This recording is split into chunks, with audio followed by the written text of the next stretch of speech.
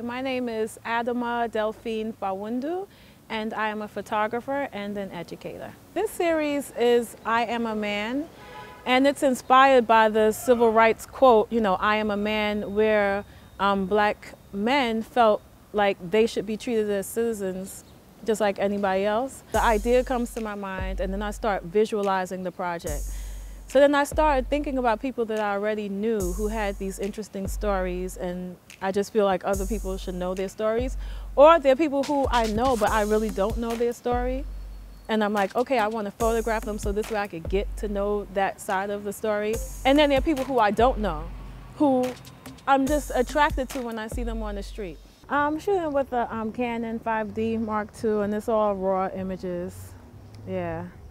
And then usually, like, these are all going to be in black and white. So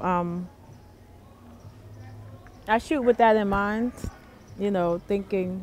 So even though I'm seeing it in color, I'm already thinking about it in black and white.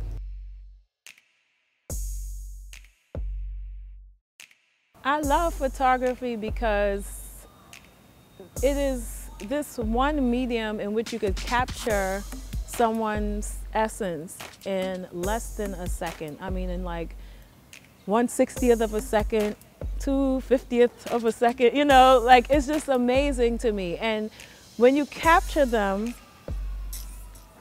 it's so subjective in nature. I mean, like, you think it's subjective, but it's really not. It's about how I saw that person, and it's about what that person decided to give to me in that particular moment. And to me, it just gives you like a peek into who that person is.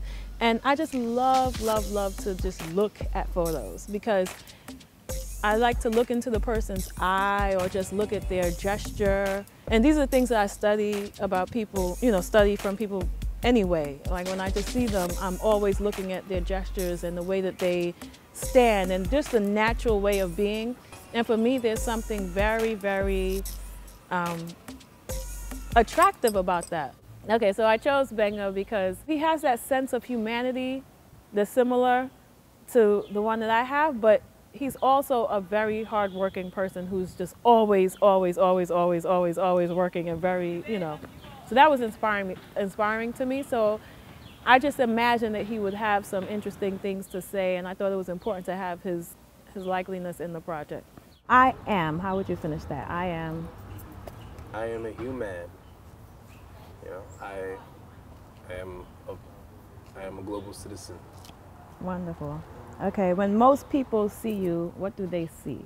What do you think they see? From my experience, they see Chris from The Wire, but past that, I hope they see a kind person. Okay. What is it that they don't see? They don't see